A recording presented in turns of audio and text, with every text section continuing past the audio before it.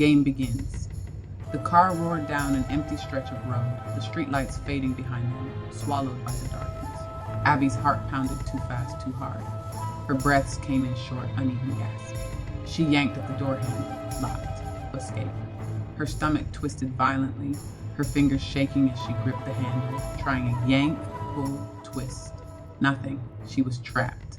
Abby turned toward the man in the driver's seat, her pulse hammering in her ears. He hadn't spoken, hadn't even acknowledged her. His hands remained steady on the wheel, his posture calm, too calm. Like he had done this 100 times before. Like he wasn't afraid of her fighting back. Her voice came out hoarse. "Who the hell are you?" The words barely made a dent in the air. He didn't even flinch. No reaction. No acknowledgement, as if she wasn't even there. Abby's throat tightened.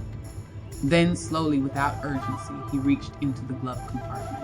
She tensed. A gun, a knife, no, an envelope. The action was so casual, so coldly methodical, that a fresh wave of fear crashed over her.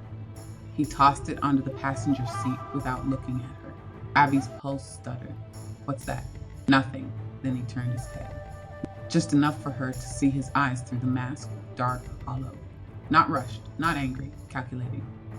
Abby curled her knees to her chest, pressing herself against the door, trying to make herself as small as possible. Her mind raced. Is this about the pregnancy? Was Gideon behind this somehow? No, Gideon was a coward. This wasn't him. This was something worse. The air inside the car felt suffocating. Leather and antiseptic.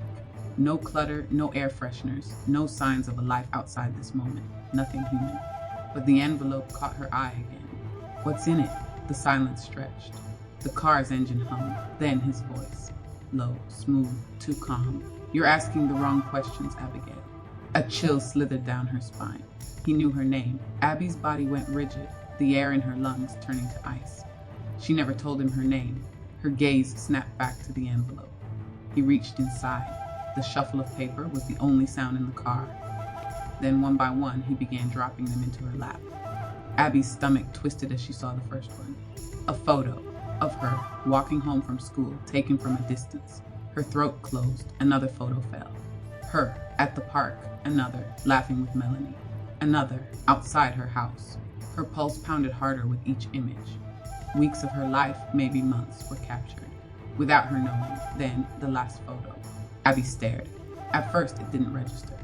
Something about it was wrong. The setting was familiar, but her brain refused to process it. Then it hit her, her kitchen table. Her mother was in the background, asleep on the couch. And Abby, staring straight at the camera. A breath shuddered from her lips. This wasn't just someone watching her from afar. This person had been inside her house. Her stomach lurched. She felt exposed and violated. The air in the car felt too thick, too heavy. Her voice was barely a whisper. "Who are you? What do you want?" The man's shoulders shifted slightly. She swore he was smiling behind the mask. "We'll have plenty of time for that later."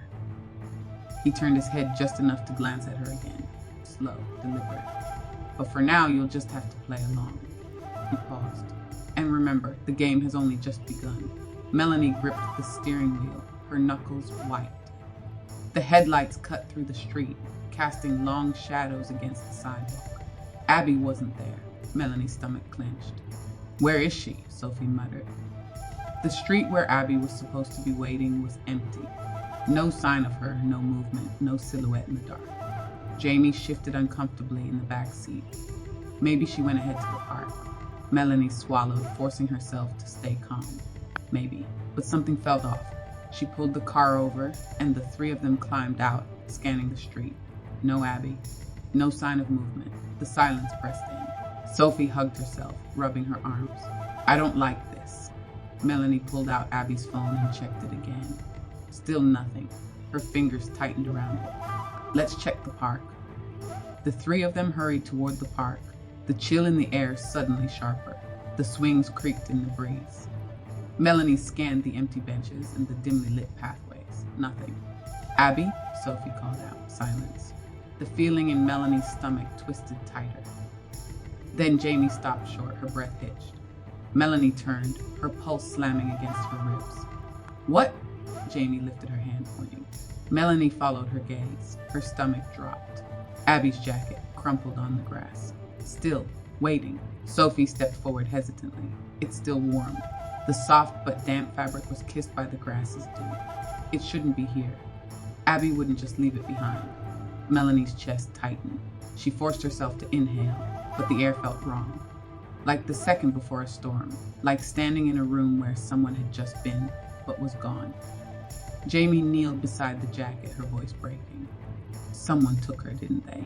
Melanie's throat felt too tight to answer, but she didn't have to. They already knew. Monday morning. The first day back at Crestmoor Preparatory High School felt like a nightmare no one could wake up from. The whispers started before the first bell even rang. Everyone was talking about Abby, but no one knew anything. Melanie, Sophie, and Jamie kept to themselves, the weight of Abby's disappearance pressing down on them like an anchor. The world around them moved on, classes, assignments, sports, but they couldn't. It was as if time had frozen since the moment Abby vanished. The hallways were packed with students, yet it felt emptier than ever. A few stole glances at them, whispering and staring, but most avoided eye contact. Some looks were sympathetic, others were just curious. And then there were the ones who treated it like entertainment, like Abby was just another missing girl in a true crime documentary. Even the teachers felt off. Some tried to act normal, droning on about homework and quizzes.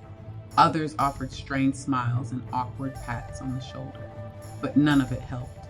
It was after the first period when Sophie sat in the cafeteria, staring blankly at her phone. The noise around her, the clatter of trays, the hum of conversation, the distant laughter, felt like it belonged to a different world. She couldn't stop thinking about Abby. Where was she? Was she okay? Was she even still alive? Her phone buzzed in her hand, a notification from ChatMe. Sophie barely registered it at first. Probably just a meme or another pointless status update. She unlocked her phone without thinking, her thumb swiping across the screen. Then she froze. The image was too clear. A photo of Abby, lying in the grass, eyes wide, her body contorted as if she had been discarded. But it wasn't the photo that made Sophie's blood run cold. It was the caption underneath, "Come find me or I die." Sophie's pulse slammed in her ears. Her breath came in short, sharp gasps. Her grip on the phone tightened. No, this wasn't real. Abby was still alive, she had to be. Sophie's hands trembled as she tapped the screen, zooming in desperately. The background was blurred, but trees loomed in the distance, stretching into a space that felt cold and empty. Nowhere familiar, nowhere safe. She snapped a screenshot of the photo, her fingers shaking as she typed a message to Melanie and Jamie. "Sophie, you need to see this." The reply came almost instantly. Melanie, "What the hell is this? Is this real?" Jamie, "Sophie, what the hell is going on? What do we do now?" Sophie's head spun. She had no answers. None. Before she could respond, her phone buzzed again. Another notification from ChatMe. The photo had gone viral. Comments flooded in, some speculating, others panicked. Some thought it was a sick joke, but most people, they believed it was real. Sophie's stomach plummeted. Abby was in trouble, and she was running out of time. Across town, Detective Kimberly Stanton sat at her desk, fingers tapping anxiously on the armrest of her chair. She had spent the morning working nonstop on Abby's case, but this changed everything. Her phone buzzed, a ChatMe notification. Kimberly unlocked her screen, her jaw tightening as the image of Abby loaded. Still alive, but barely. Her jacket was missing. Her body looked limp, vulnerable. And then there was the message, "Come find me or I die." Kimberly's gut twisted. This wasn't just a photo. This was a taunt, a warning, a desperate plea. She scrolled through the comments, scanning the speculation, the hysteria. People were trying to pinpoint the location. Others were questioning if it was real. Kimberly knew better. She swiped her phone screen and immediately dialed forensics. "Kimberly, I need a location on that photo. Now, we don't have time to waste." As she set her phone down, her fingers curled into fists. Abby was still alive, but for how much longer? A flash of memory tugged at her. Another girl, another case. The one she hadn't solved. A case that still haunted her dreams. Kimberly stood abruptly, her chair scraping against the floor, and grabbed her coat. By the time Kimberly arrived at Crestmoor Prep, the tension was thick enough to cut with a knife. Teenagers whispered in huddled circles. Some scrolled through their phones, showing each other the photo. Others kept their distance. She walked through the halls with purpose, eyes scanning, searching. Then she spotted them: Sophie, Melanie, Jamie, the last people to see Abby before she disappeared. Kimberly didn't waste time. Kimberly, tell me everything. The three girls looked at each other. Sophie was shaking. Melanie looked ready to punch something. Jamie just looked numb. Kimberly watched them carefully, looking for cracks, looking for lies. But she saw something else. Fear. Real, raw fear. These girls weren't holding back information. They were just as lost as she was. Melanie, we don't know anything. She was right there, and now she's gone. Sophie, you saw the photo. What does it mean? What do we do? Kimberly paused. She didn't trust people easily, especially teenagers. But something about these girls, about Sophie especially, stood out. Sophie wasn't just panicked. She was desperate, determined. A small part of Kimberly respected that. She made a decision. Kimberly, we're going to find Abby, but I need all of you to work with me, because this wasn't just a missing persons case anymore. This was a game, and someone was playing with them. Join us next week for Chapter 3. Comment, like, and subscribe.